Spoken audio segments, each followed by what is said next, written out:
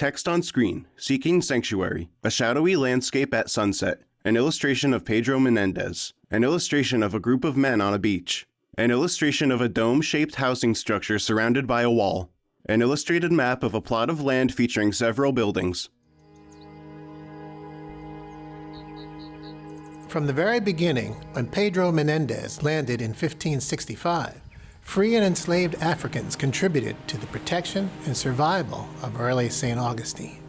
When it came time to build a stronger fortress, Africans, both free and enslaved, were part of the diverse labor force that constructed Castillo de San Marcos. A drawing of men building a brick wall by the sea, an image of black men in historical blue uniforms with red trim carrying period guns, a man wearing a tricorn hat and a historical uniform, the narrator, addresses the camera. And when it came to defending the city, as early as 1683, free black militiamen were part of the city's military defenses.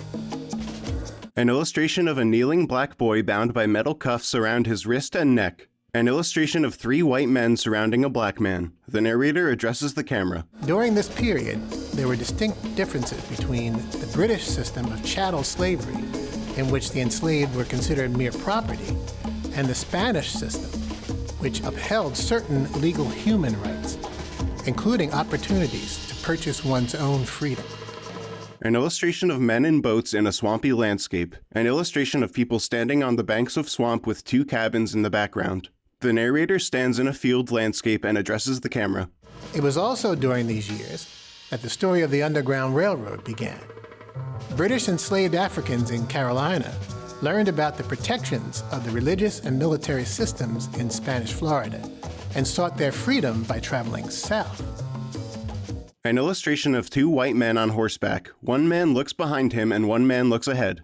An illustration of a black man amongst tall grass looking at a dog behind him. The narrator addresses the camera. An illustration of a fortress and surrounding land beside the sea. A man stands in front of an altar on the shore. An illustration of a group of people walking in a rainy landscape. An image of a handwritten document scrolls up on screen. In 1687, the first recorded fugitive slaves from the Carolina colony arrived in St. Augustine. Governor Quiroga granted their request to be baptized and married in the Catholic Church and found them paid employment in his home and building the Castillo. More and more fugitives arrived, and in 1693, King Charles II officially proclaimed that English runaway slaves would be given liberty, reinforcing St. Augustine's reputation as a destination for freedom. The narrator addresses the camera. An illustrated map of Gracia Real de Santa Teresa de Mose. A close-up illustration of a town with roads and houses. Several illustrations of a black man, Francisco Menendez, in uniform. As a result, in 1738, Governor Montiano established Gracia Real de Santa Teresa de Mose, the first legally sanctioned free black settlement in what is today the United States. The residents of Mose would convert to Catholicism and pledge allegiance to the King of Spain. The fort's free black militia served as the first line of defense against the British, and the entire settlement followed the leadership of a formerly enslaved Mandingo named Francisco Menendez. The narrator addresses the camera, illustrations depicting men with swords and guns in battle. Just 2 years later, British Governor James Oglethorpe invaded St. Augustine. And during what is remembered as the Battle of Bloody Mose, the freedmen fought as they had sworn to the last drop of blood against the invading British, who would likely capture and return them to slavery. The narrator addresses the camera. In the process, Fort Mose was destroyed. But in the end, the British were unsuccessful in taking St. Augustine and retreated. The men and women of Mose had proven themselves to be staunch defenders of the city of St. Augustine and the Castillo.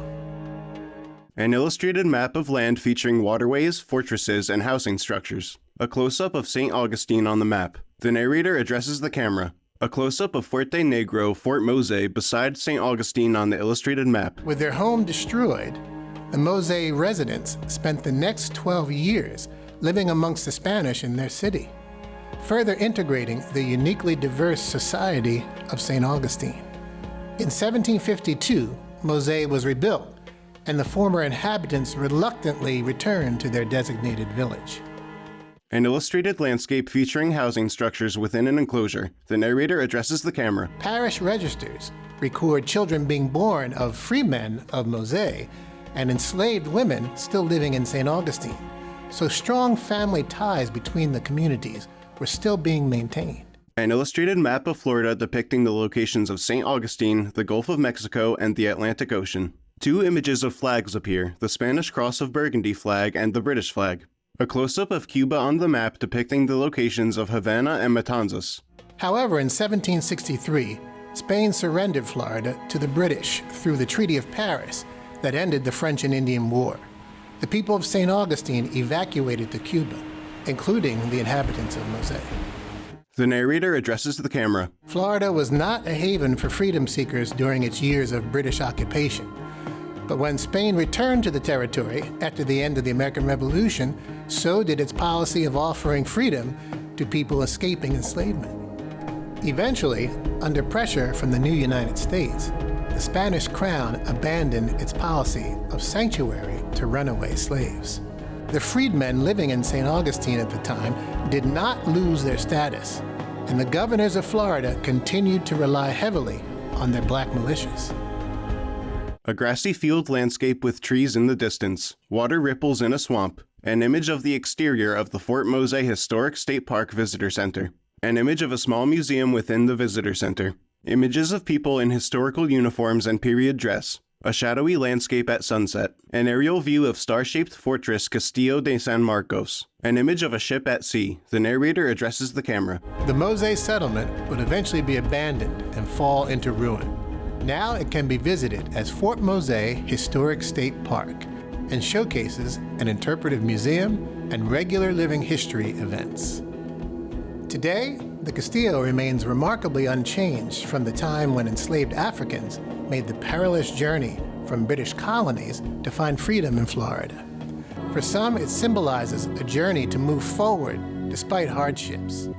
What does it mean to you?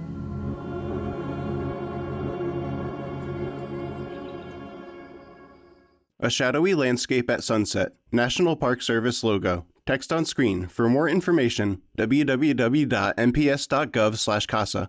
www.floridastateparks.org. Special thanks. Florida Museum of Natural History, Florida National Guard Heritage Art Series, Florida State Archives, Fort Mose Historical Society, Library of Congress, National Archives, National Park Service, National Underground Railroad Network to Freedom, P.K. Yonge Library of FL History, Gainesville, University of Florida. Copyright 2021 National Park Service.